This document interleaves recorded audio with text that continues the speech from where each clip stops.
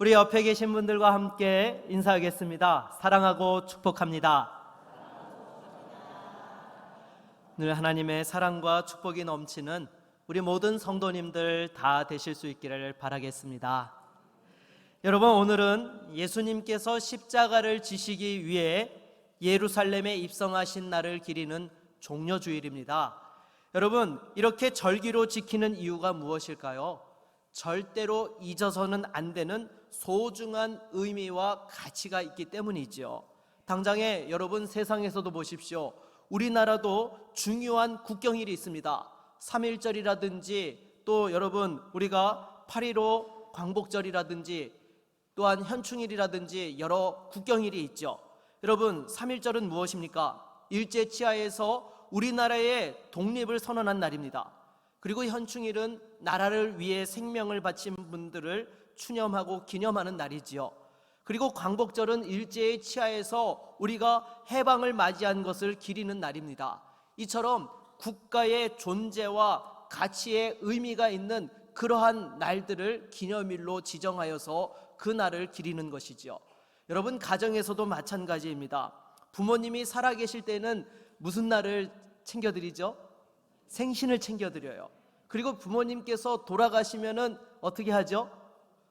소천하신 날을 기려서 같이 추도 예배를 드리는 것입니다. 왜냐하면 부모님을 통해서 우리가 이 땅에 태어났고 또 이제 부모님께서 물려주신 그 믿음의 유산으로 살아가는 것에 감사하여서 그와 같이 부모님을 기억하고 기념한다라는 것입니다. 그러면 종려주일에는 어떤 의미가 있을까요? 먼저 여러분, 이 종려라는 단어의 의미는 종려나무를 이야기하지요.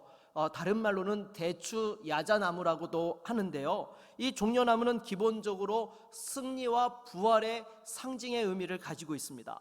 특히 구약을 보게 되면 하나님께서 그 약속의 땅 가나안 땅을 허락해 주셨을 때 그 앞에 붙는 수식어가 있죠. 무엇과 무엇이 흐르는 땅이라고요? 젖과 꿀이 흐르는 땅이라고 이야기를 해요. 여러분, 여기서 젖이라는 것은 양젖을 이야기하고요, 꿀이라는 것은 우리가 생각하는 그런 꿀이 아니라 대추나무 열매를 얘기하는 거예요. 무엇인가 하면요, 이 종려나무 열매가 뜨거운 태양열에 이렇게 막 녹아내리게 되면은요, 마치 그것이 꿀처럼 이렇게 흘러내린다라고 해서 그와 같이 이야기를 하는 거예요. 그래서 젖과 꿀이 흐른다라는 것은 양떼가 많고 또 이렇게 꿀같이 맛있는 열매가 풍족해서 살기 좋은 땅이다라는 그런 의미를 담고 있는 것이죠. 그리고 여러분, 또한 종려나무에는요, 식물학적으로 불사조라는 그런 별명이 있습니다. 왜냐하면 강풍이 불어서 나무가 꺾여도요, 서너 시간 정도 지나면 이 나무가 다시 회복이 된다는 거예요. 그런데 그냥 회복되는 것이 아니라 이렇게 꺾였던 시간 속에서 오히려 그 뿌리가 더 단단하고 튼튼해진다라고 합니다. 그리고 이 종려나무를 베고 그루터기가 되었을 때에 그걸 불살라도 나중에 그 그루터기에서 다시 싹이 터오를 정도로 강한 생명력을 가지고 있는 것이 종려나무인 것이죠. 그래서 이러한 종려나무 특징 때문에 종려나무가 바로 승리와 부활의 상징이 된다라는 것입니다. 그러니까 예수님께서 십자가를 지시기 위해서 예루살렘 성에 입성하실 때에 그 제자의 온 무리들이 나와가지고 종려나무 가지를 흔든 것은 정말 기가 막힌 환영식인 거죠. 예수님께서 십자가에 죽으셨다가 부활하실 것과 그 영원한 생명의 승리를 기념하면서 예수님을 맞이했다라는 것은 정말 너무나 딱 맞는 환영식이었던 것입니다. 이렇게 예수님께서 십자가를 지시기 위해서 예루살렘 성에 입성하실 때에 무엇을 타고 들어가셨죠? 우리 30절 말씀을 한번 읽어볼까요? 이르시되 너희는 맞은편 마을로 가라. 그리로 들어가면 아직 아무도 타보지 않은 나귀 새끼가 매어 있는 것을 보리니 풀어 끌고 오라. 아멘. 바로 새끼 나귀를 타고 예루살렘 성에 입성하셨던 것입니다. 어떻게 생각하면 정말 초라하기 그지없어 보입니다. 왜냐하면 왕의 입성식이라고 하면 우리는 어떤 이미지를 갖고 있습니까? 화려한 장식이 된 백마를 타고 수많은 고관 대작들의 환영을 받으면서 늠름하게 입성하는 것을 우리는 생각하기 마련인 것입니다. 그런데 예수님께서는 백마는 고사하고 나귀를 타시는데 그것도 다른 사람의 나귀를 가져다가 타고 들어오셨습니다. 그리고 어떤 고관 대작들도 예수님을 영접하지 않았고 심지어 종교 지도자들과 대제사장들조차도 예수님을 맞이하지 아니하였던 것입니다.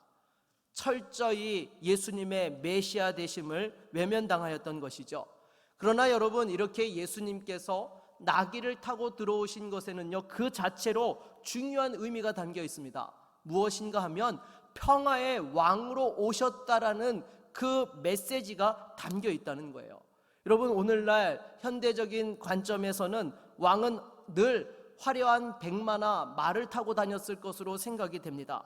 물론 일부는 맞습니다. 이렇게 왕이 백마를 타고 말을 타고 다녔던 것이 맞아요. 그런데 항상 그렇게 백마를 타지 않았다라는 것이죠.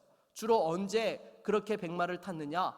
전쟁에 또한 선포를 하고 출정을 할 때에 백마를 타고 나갔고요. 또 전쟁에서 승리해서 개선을 할 때에 백마를 탔다라고 이야기를 합니다. 왜냐하면 이 말은 고대 전쟁에서 전략 무기로 사용되었기 때문에 평상시에는 이 말을 잘 사용하지 않았다는 거예요. 그래서 왕이라고 하더라도 나귀를 탔다라는 것이죠.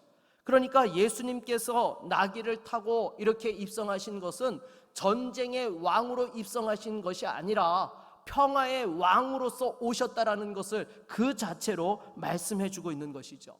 오늘 본문을 통하여서 우리에게 주시는 교훈을 같이 살펴보기를 원합니다. 먼저 여러분, 우리 30절로 31절을 다시 한번 같이 읽어보도록 하겠습니다. 같이 읽겠습니다. 이르시되 너희는 맞은편 마을로 가라. 그리로 들어가면 아직 아무도 타보지 않은 나귀 새끼가 매어 있는 것을 보리니 풀어 끌고 오라. 만일 누가 너희에게 어찌하여 푸느냐 묻거든 말하기를 주가 쓰시겠다 하라 하시매. 아멘. 여러분, 예수님께서는 예루살렘에 입성을 하실 때에 그 동네 어귀에 메어져 있는 나귀 새끼를 끌고 오라고 시키시면서 혹시 주인이 뭐라고 하면은 주가 쓰시겠다라고 이야기하고 가져오라고 이렇게 말씀하시는 것입니다. 실제로 여러분, 제자들이 그 나귀 새끼를 발견하고 풀어서 가져오려고 하니까 그 주인들이 왜 가져가느냐라고 묻죠. 그때에 주께서 쓰시겠다고 하니까 순순히 허락을 해 주어서 이렇게 나귀를 타고 입성하게 되신 것입니다. 사실 여러분, 당시에 나귀 새끼라고 하면은요, 그냥 보잘것없는 동물이 아니에요.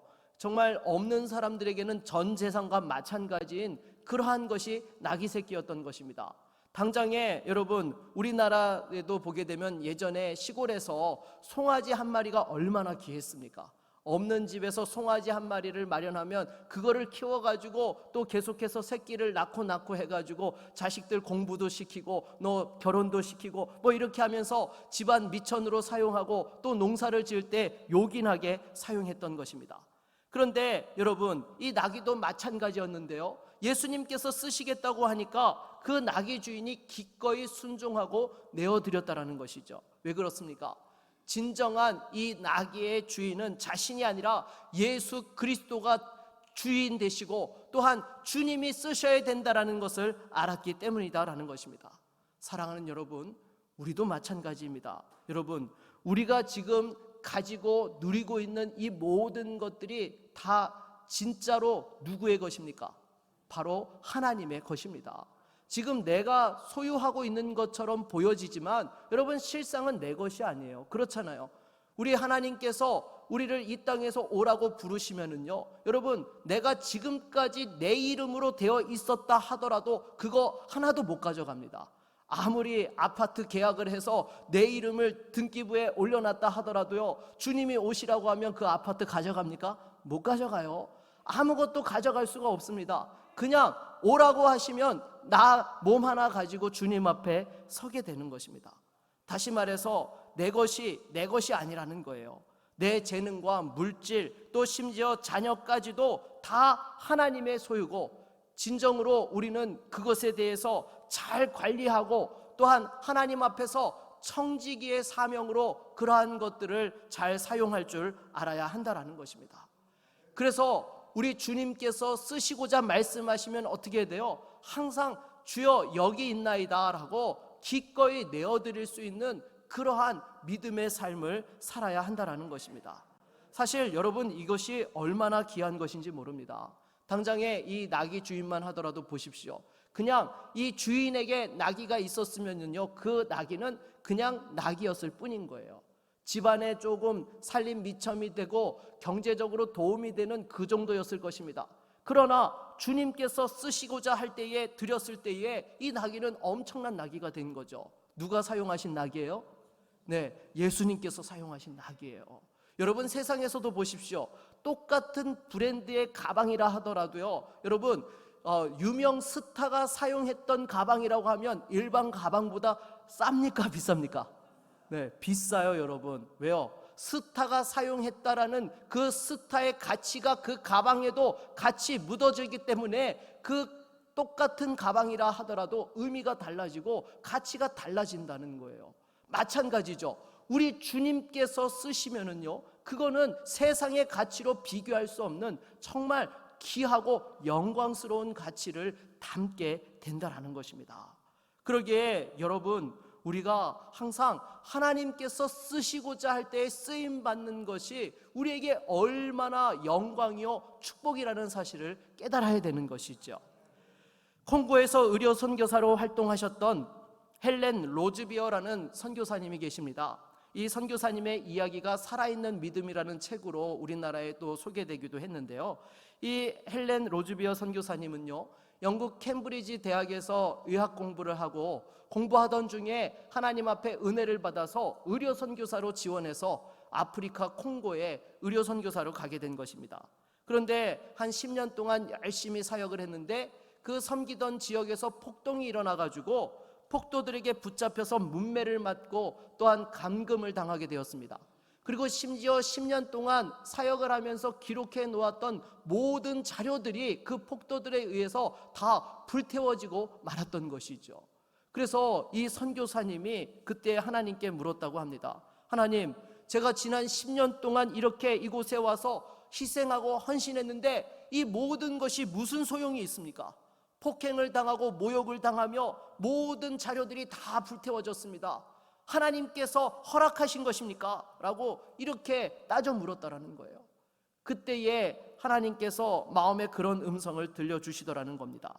너는 지금까지 너가 한 일이 가치 있느냐라고 묻는데 질문이 잘못되었다라고 그렇게 말씀을 하시더라는 거예요. 그러면서 도리어 나는 너에게 어떤 가치가 있느냐라고 물으시더라는 겁니다. 바꾸어 말하면요, 우리들이 주님의 일을 하면서 어려움을 당하고 핍박을 당할 때에 왜 내가 이런 어려움을 당해야 합니까? 라고 질문하는 그 자체가 잘못되었다는 거예요. 주님이 영광 받으시고 주님이 가치가 있으시고 주님이 높임을 받으셨으면 이미 그걸로 족하다라는 것입니다. 그 말을 들을 때에 선교사님이 펑펑 울면서 고백하기를, 네, 맞습니다. 주님만이 가치 있으시고 저는 아무것도 아닙니다. 제가 하는 일에 가치가 있고 없고가 중요한 것이 아니라 하나님께서 영광 받으셨으면 그것으로 족합니다 라고, 오직 주님만이 나의 전부이십니다라는 믿음의 고백을 하게 되었다라는 것입니다. 사랑하는 여러분, 우리도 마찬가지죠. 신앙생활을 하면서 우리가 시험에 들고 넘어지는 것 가운데 하나가 무엇입니까? 정말 하나님 앞에서 그 받은 은혜에 감사하여서 우리에게 주신 물질과 시간과 재능으로 하나님 앞에 열심히 섬겼는데 그것이 사람들에게 인정받지 못하고 오히려 조롱을 당하고 비난을 당하며 오해를 받게 되었을 때에 우리는 너무너무 그것에 대하여서 속상해하고 힘들어합니다. 그리고 때로는 하나님께서 A라는 역할을 맡겨주셔서 정말 그 일에 전심으로 전력하여서 그 일들을 잘 감당해 왔는데 어느 날 갑자기 하나님께서 그것과는 전혀 상관없는 새로운 B라는 일을 맡으라고 우리에게 요구하실 때가 있다라는 것이죠.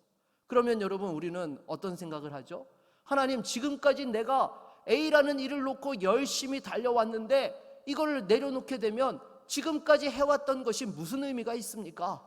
왜 하나님께서는 나에게 B라는 일을 하도록 요구하시는 겁니까? 라고 그렇게 하나님 앞에 속상해하며 정말 나를 이해시켜달라고 그렇게 따져 물을 때가 있다라는 것입니다.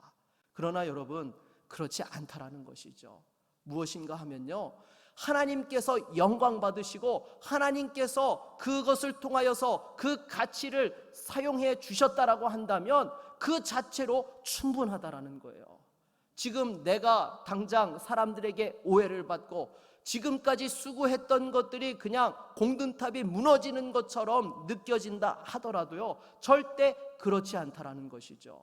여러분, 우리 주님께서는요, 우리가 하나님 앞에서 정말로 충성되이 전심을 다하여 헌신하고 섬겼던 것들을 분명히 기억하고 계십니다. 그래서 우리가 천국에 갈 때에 우리의 그 수고와 헌신의 눈물을 닦아주시면서 영원한 생명의 면류관으로 우리에게 또한 주시는 줄로 믿습니다. 중요한 것은요, 지금 내가 사람들에게 인정받고 있느냐, 또 내가 해왔던 것들이 정말로 계속해서 이어져 갈 수 있느냐, 그것보다 더 중요한 것은 하나님이 영광 받으시고 하나님의 그 나라를 위해 쓰임 받았다면 그 자체로 충분하다라는 것입니다. 여러분, 다시 한번 우리가 하나님 앞에서 쓰임 받는 인생이라는 그 자체에 대해서 감사하면서 영광 돌리고 주님 앞에 나아갈 수 있는 믿음의 종들이 다 될 수 있기를 주의 이름으로 축원합니다. 우리 38절로 39절 말씀을 같이 한번 읽어볼까요? 같이 읽겠습니다. 이르되 찬송하리로다 주의 이름으로 오시는 왕이여, 하늘에는 평화요 가장 높은 곳에는 영광이로다 하니, 무리 중 어떤 바리새인들이 말하되 선생이여 당신의 제자들을 책망하소서 하거늘. 아멘. 여러분, 우리 주님께서 예루살렘에 입성하실 때에 제자의 무리들이 너무 기뻐가지고 이렇게 예수님을 영접을 하였던 것입니다. 오늘 본문에는 기록되어져 있지 않지만 호산나 다윗의 자손이여 라고 이렇게 외치면서 우리 주님 앞에 영광과 찬송을 올려드렸던 것이죠. 그때의 바리새인들이 그것을 보고는 당신의 제자들을 책망해야 된다라고 그렇게 예수님 앞에 요구를 했던 것입니다. 여기에 대해서는요, 두 가지 관점으로 볼 수 있는데요, 먼저 정치적으로 보았다라고 이렇게 생각해 볼 수 있습니다. 여러분, 지금 이스라엘이 어떤 상황이었죠?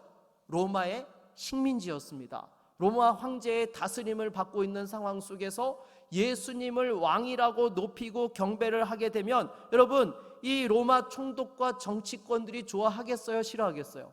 싫어하죠. 또한 심한 경우에는 또 반란으로 규정하고 심각한 탄압이 일어날 수 있다라는 것이지요. 마치 우리나라가 일제 치하에서 이 대한독립 만세라고 외쳤을 때에 수많은 사람들이 붙잡혀가고 순국했던 것처럼 그러한 정치적인 위협 때문에 그러한 요구를 했다라고 생각해 볼 수 있습니다. 그런데 여러분, 이 사건으로 인해서 로마 군대가 출동했습니까? 그렇지 않습니다. 당연하죠. 여러분, 예수님께서 예루살렘 입성을 할 때 뭘 타고 들어오셨어요? 나귀 새끼를 타고 들어오셨어요. 만약에 전쟁을 하기 위해서 전쟁의 왕으로 들어오셨다라고 하면 뭘 타고 오셔야 돼요? 말을 타고 한 손에는 무기를 들고 그렇게 들어오셨어야 되는데 우리 주님께서는 어떤 무장도 하지 아니하시고 나귀 새끼를 타고 들어오셨기 때문에 전혀 위협적으로 보이지 않았던 것이죠. 그리고 또 한 가지 관점은요, 이 바리새인들이 신성모독의 관점에서 보았다라는 것입니다. 여러분, 구약 성경에 보게 되면 찬송을 받으시기에 합당하신 분은 누구밖에 없으세요? 여호와 하나님 한 분밖에 계시지 않습니다. 그런데 지금 여러분, 예수님의 제자의 무리들이 누구를 높이고 있어요? 예수님을 높이고 있어요. 하나님이 받으시기에 합당하신 그 영광을 예수님께 돌리고 있으니까 지금 이 제자들이 신성모독죄를 짓고 있다고, 빨리 이러한 죄를 지어서는 안 된다라고 그치게 하라고 예수님 앞에 그렇게 하였던 것이죠. 그런데 예수님께서는 이들에게 뭐라고 대답을 하십니까? 우리 40절 말씀을 읽어보도록 하겠습니다. 같이 읽습니다. 대답하여 이르시되 내가 너희에게 말하노니 만일 이 사람들이 침묵하면 돌들이 소리 지르리라 하시니라. 아멘. 여러분, 제자들이 침묵을 하면 누가 소리를 지른다고요? 네, 돌들이 소리를 지른대요. 그러면 여러분, 이 바리새인들은 이 순간 뭐가 된 거예요? 돌보다도 못한 사람들이 된 거예요. 여러분, 이렇게 제자들이 예수님께서 십자가를 지시기 위해서 평화의 왕으로 예루살렘 성에 입성을 하는데 열렬히 환호하는 것은 당연하다라는 것이죠. 안 그렇습니까? 평화의 왕이 오시는데 어떻게 본체 만취할 수 있습니까? 당연히 영광을 돌리며 환호하며 예수님을 영접해야 되는 것입니다. 그러기에 여러분, 예수님께서는 지금 이 바리새인들에게 제자들의 그 행동이 정당하다라고 이야기하시면서 결국 바리새인들이 문제를 제기한 것에 대하여서 전혀 일구의 가치도 없다라고 그렇게 말씀해 주셨던 것입니다. 그렇다면 여러분, 왜 이 바리새인들은, 제자의 무리들은 분명히 평화의 왕으로 오신 예수님을 깨닫고 영접했는데 이 바리새인들은 이와 같이 예수님을 거부하였던 것일까요? 그것은 바로 영적으로 교만하였기 때문이다라는 것입니다. 여러분, 순수하게 예수님께서 공생의 기간 동안 이 땅 가운데서 베푸셨던 그 기적의 의미들을 바라보고 또한 선포하신 그 말씀을 겸손하게 받았다라고 한다면 당연히 예수가 메시아이시오 그리스도시라는 것을 깨달을 수밖에 없는 것입니다. 그리고 이 바리새인들은 누구보다도 성경에 능한 사람들이었잖아요. 구약의 메시아가 어떠한 존재라는 것도 분명히 알고 있었고, 심지어 여러분, 동방박사가 찾아왔을 때에 이 종교 지도자들이 뭐라고 했어요? 메시아가 태어날 곳은 바로 베들레헴입니다 라고 태어날 곳까지도 성경을 통해서 알고 있었던 사람들이었습니다. 그런데 이들은 정작 예수님이 오셔서 기적을 행하시니까 뭐라고 해요? 바알세불을 붙였다라고, 귀신의 힘입어서 그와 같이 한다라고 오히려 말도 안 되는 그런 논리로 예수님을 비난하였던 것입니다. 그리고 예수님이 가르치시고 선포하시는 말씀에도 어떻게 해서든지 트집을 잡아서 도전하려고 끊임없이 그 권위에 도전하는 그런 모습들을 행하였던 것이죠. 왜 그렇게 한 것입니까? 자신들과 같은 코스를 거치지 않고 나사렛 출신으로 정말 보잘것없는 동네 출신이 백성들에게 존경을 받는다는 것에 시샘이 나서 그와 같이 예수님을 대적하고 교만하게 행동하였던 것입니다. 심지어 나중에는 예수님을 십자가에 못 박아 죽이는 일에 앞장섰던 것이죠. 그 대가가 무엇입니까? 철저히 예루살렘이 파괴되고 심판을 받게 된 것입니다. 당연하죠. 여러분, 평화의 왕을 거부하게 되면 그 이후에 임할 것은 심판밖에 없는 것입니다.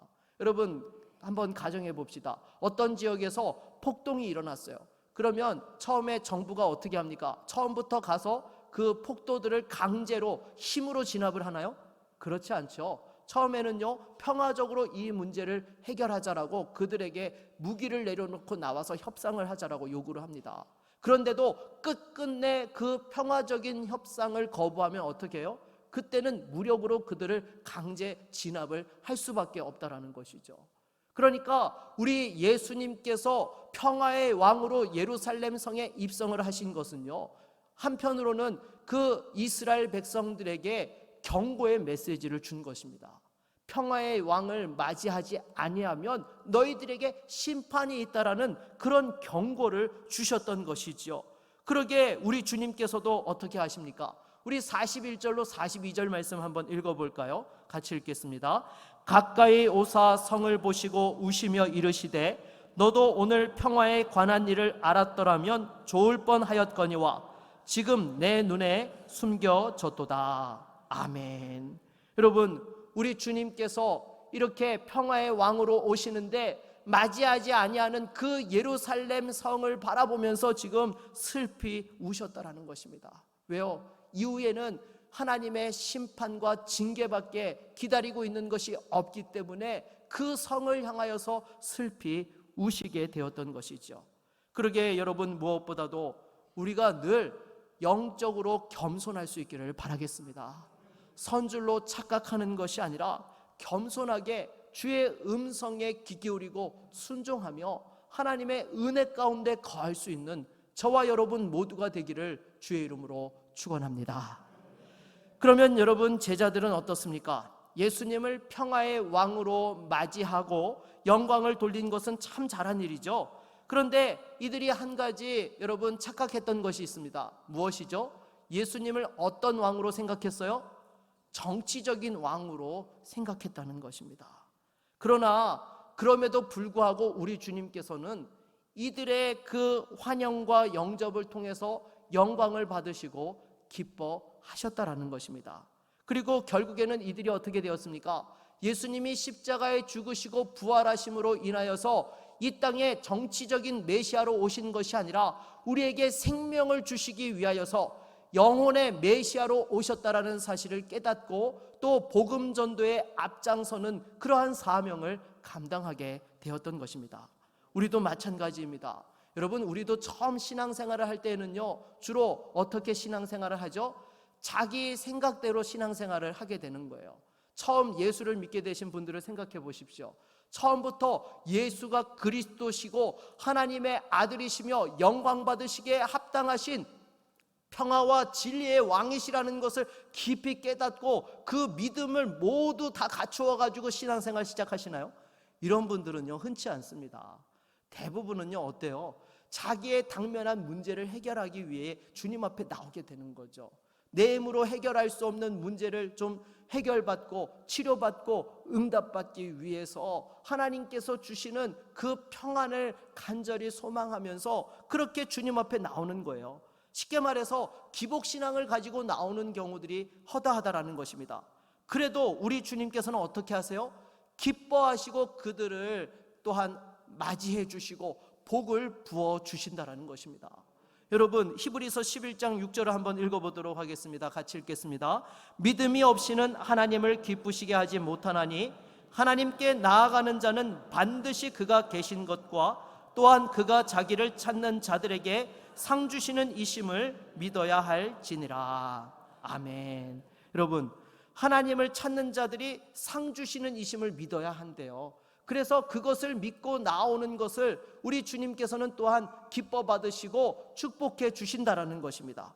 그래서 처음에는 기복신앙으로 예수님을 찾게 되지만은 그렇게 예수님을 만나다 보면 어떻게 돼요? 예수님이 어떤 분이신지를 깨닫게 되는 것이죠. 우리의 영혼의 구주가 되시고 생명의 주가 되신다는 사실을 깨닫게 되고 그 믿음의 지경이 넓혀지게 되어지고 깊어지는 그러한 은혜들을 경험할 수 있게 되는 것입니다. 그러기에 중요한 것은요, 예수님을 찾는 거예요. 일단 예수님을 찾고 만나야지만 그 속에서 변화의 역사들을 경험할 수 있게 되고 성장할 수 있게 되는 것이죠. 그래서 무엇보다도 예수님과 동행하면서 예수님을 제대로 알고 섬기며 영광 돌릴 수 있는 저와 여러분 모두가 될 수 있기를 바라겠습니다. 말씀을 맺겠습니다. 여러분, 종료주일을 보내면서 이제 또한 한 주간 고난주간 특별 새벽 기도회를 우리가 하게 될 터인데요, 주님께서 친히 이 땅에 오셔서 십자가를 지시고 죽으셨다가 부활하신 그 주님의 놀라운 사랑과 은혜를 다시 한번 묵상하면서 구원의 감격을 회복할 수 있는 시간들이 되실 수 있기를 바라겠습니다. 그리고 더불어서 우리 주님께서 쓰시고자 할 때에 주여 여기 있나이다라고 마음껏 주님 앞에 우리 자신을 내어드리면서 정말 그 하나님의 영광과 기쁨에 참여하면서 쓰임받고 주님과 함께 나아갈 수 있는 모든 신실하고 충성된 믿음의 종들이 되실 수 있기를 주의 이름으로 축원합니다. 우리 한번 같이 찬양하고 말씀을 의지하여 기도하겠습니다.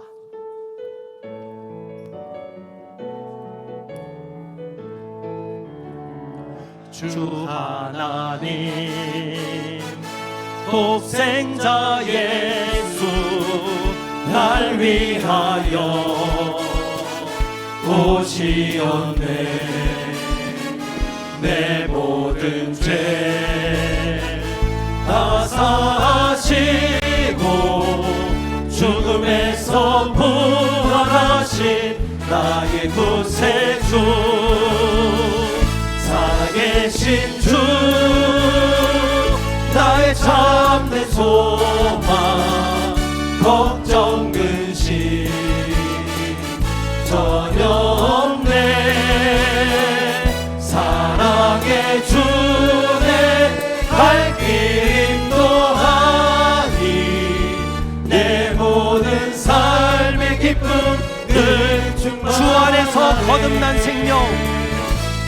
안에서 거듭난 생명 도우시는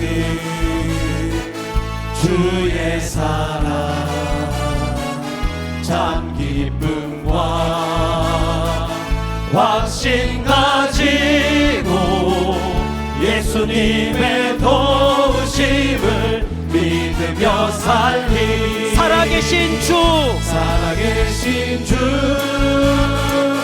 나의 참된 소망 걱정 근심 전혀 없네 사랑의 주네 갈 길 인도하니 내 모든 삶의 기쁨 늘 충만하네.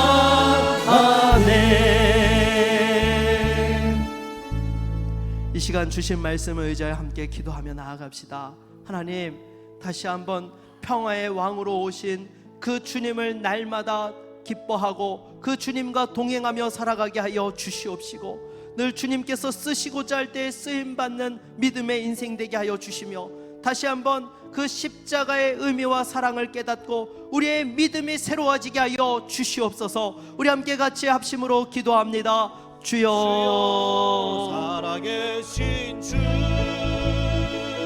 나의 참된 소망 걱정 근심 전혀 없네 사랑의 주네 갈 길 인도하니 내 모든 삶의 기쁨 늘 충만하네 살아계신 주 나의 참된 소망 걱정 근심 전혀 없네 사랑의 주네 갈 길 인도하니 내 모든 삶의 기쁨 늘 충만하네.